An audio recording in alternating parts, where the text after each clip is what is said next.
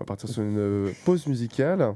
Ah non. Non, pas du tout. Non, maintenant c'est Gauthier. Gauthier vient nous rejoindre et tout. T'as vraiment Bon, pas voilà. envie qu'il vienne. Alors voilà, comme chaque semaine, voilà, Gauthier vient égayer ou pas notre journée. C'est le moment de sa drôle d'humeur. Salut Gauthier. Bonjour, alors je vais être honnête, il arrive des semaines où j'ai pas beaucoup d'inspiration pour écrire mes chroniques, mais là c'est tout l'inverse, il y a eu beaucoup d'événements et de petits trucs rigolos qui se sont passés la semaine dernière, au moins 2. Alors déjà il y a eu un œuf qui a battu le record du monde de j'aime sur Instagram. En fait c'est simplement une photo d'œuf, tout ce qu'il y a de plus classique, qui a eu des millions de j'aime. Alors quand j'ai entendu parler de cette histoire, j'ai voulu aller vérifier par moi-même sur Instagram, et dans la barre de recherche j'ai simplement écrit egg, qui signifie œuf en anglais, et j'aurais dû me douter de ce que j'allais trouver parce que c'est ce qui se passe avec tous les buzz d'internet. Il y a plein de gens qui ont pris une planche afin de surfer dessus et qui ont posté eux-mêmes exactement la même photo afin de faire croire aux gens que c'est la photo originale et gratter les likes comme on dit dans le jargon. Il y a même un compte qui s'est appelé Original Egg alors que c'est pas du tout l'original. Moi je me suis pas fait avoir et j'ai réussi à trouver le vrai original qui s'appelle World Record Egg. Et là j'ai été pris d'un énorme dilemme. Est-ce que je like la photo ou pas ? Si je la like, ça veut dire que je me fonds dans la masse tel un mouton et j'assume le fait de ne pas avoir de personnalité.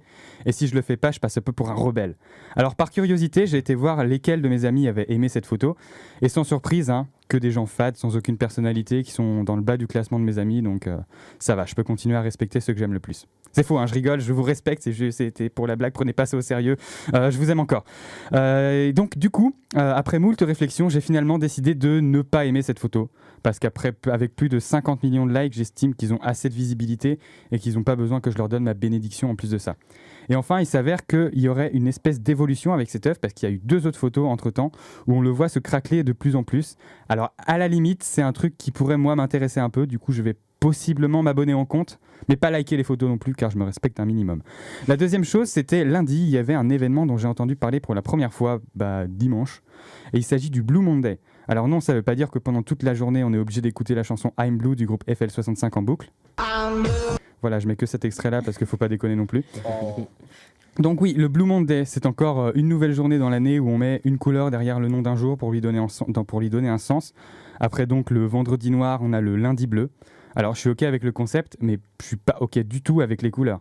Parce que quand j'étais en maternelle, moi, pour apprendre les jours de la semaine, on avait construit une roue qui se tournait un peu comme la roue de la fortune, avec les différents jours associés à plusieurs couleurs. On avait le gris pour le lundi, le jaune pour le mardi, le rose pour le mercredi, le bleu pour le jeudi, le vert pour le vendredi, le rouge pour le samedi et le blanc pour le dimanche.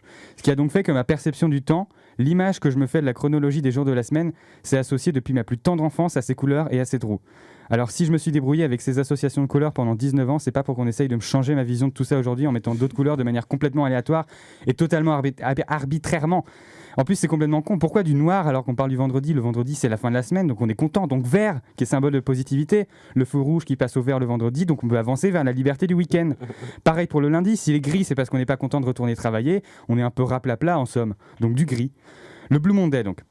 En vrai, c'est censé être la journée où on est le plus déprimé de toute l'année. Donc repensez à l'état d'esprit que vous aviez lundi. Voilà, ça y est. Dites-vous que ça pourra pas être pire avant le prochain Blue Monday. Donc j'espère que pour vous que vous avez vécu un événement joyeux, parce que comme ça vous serez heureux toute l'année. Sinon, si vous avez vécu un événement triste, ça vous empêchera pas d'être heureux, mais ça vous empêchera pas non plus de ressombrer dans la tristesse. Voilà, et bonne année. Pour finir, hier, il y a eu de la neige en France, un peu partout, sauf chez nous en Bretagne malheureusement. Mais vous inquiétez pas, j'ai une technique. L'année dernière, il s'était passé exactement la même chose la semaine avant le 28 février, et j'avais donc fait une chronique dans laquelle je disais ceci. Et surtout, comment pourrais-je oublier la neige qu'il y a eu partout en France, sauf ici en Bretagne. Parce qu'on se fout toujours de notre gueule en disant « Ouais, mais la Bretagne, il fait jamais beau. » Et prenez ça dans les dents, bande de malotrus. Chez vous, il a neigé, alors que pas ici, nananère. Donc j'ai dit ça le 28 février 2018, et bim, dès le 1er mars, Rennes était couverte de neige. Bon, pendant 12 heures, mais quand même. Alors du coup, cette année, je réitère l'expérience. Peut-être qu'en parlant de ça, il va se mettre à neiger demain. Je croise les doigts. En attendant, on pourra vérifier ça que demain. Et moi, j'ai autre chose à faire. Alors je vous dis à la semaine prochaine pour un débriefing. Salut! Merci Gauthier, on te donne rendez-vous la semaine prochaine pour une nouvelle chronique.